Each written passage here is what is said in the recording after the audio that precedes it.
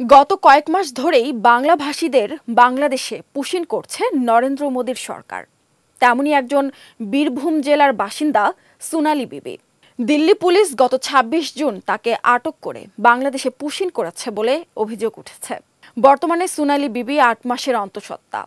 এমন পরিস্থিতিতে প্রশ্ন উঠছে, সোনালী কি সন্তান জন্মদানের আগেই ভারতে ফিরতে পারবেন? আর যদি না পারেন, তাহলে বাংলাদেশে জন্ম নেওয়া ওই শিশুর নাগরিকত্ব কি হবে? সোনালী একা নন, তার স্বামী এবং ৮ বছর বয়সী ছেলেকেও বাংলাদেশে পুশিন করা হয়েছে।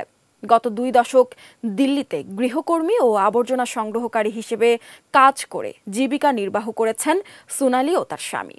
গত ২৬ জুন তাদের আটক করে বাংলাদেশে পাঠিয়ে দেওয়া হয়। সোনালীর মা জ্যোৎস্নারা বিবি বলেন, আমাদের একমাত্র ভরসা আদালত। আমার মেয়ে ৮ মাসের অন্তঃসত্ত্বা। এই মাস বা আগামী মাসে তার সন্তান জন্ম হতে পারে। আমরা জানি না তারা বাংলাদেশে কেমন আছে, সে ঠিকমতো চিকিৎসা ও খাবার পাচ্ছে কিনা। সবচেয়ে বড় দুশ্চিন্তা হলো, ওই সন্তান কি বাংলাদেশি নাগরিক হিসেবে চিহ্নিত হবে? সোনালীর বোন কারিশমা বলেন, আমরা শুধু চাই যে আমার বোন বাংলাদেশ থেকে ফিরে এসে এখানেই তার সন্তান জন্ম দিক। তাদের সঙ্গে আমাদের কোনো যোগাযোগ নেই। তার ৪ বছরের মেয়েটি যে আমাদের সঙ্গে আছে, প্রতিদিন মায়ের জন্য কাঁদে।